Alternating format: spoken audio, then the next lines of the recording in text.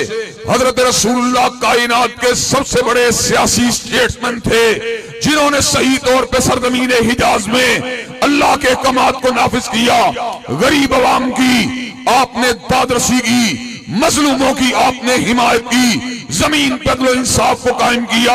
हजरत गिरामी कदर हिलाफते रास्ता उन्हीं हदूद पे चलती रही। सैयदना सिद्दीक का दौर हो या जनाब फारूक का दौर हो या ज़िन्नुरैन और अली अल मुर्तदा का दौर हो, उन लोगों ने अल्लाह की हाकमियत को कायम किया।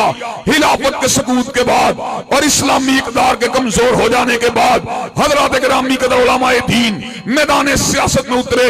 उसी सियासत की बहाली के लिए जिसका नाम सिद्दीक की सदाकत था, जिसका नाम फारूक की अदालत था, जिसका नाम ज़िन्नुरैन की सहावत था, जिसका नाम अली अल मुर्तदा की शुजाअत था।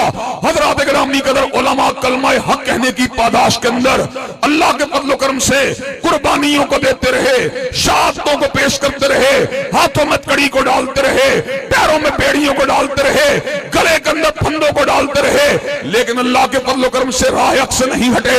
हजरत गिरामी कदर आज की सियासत गुंडागर्दी की सियासत है।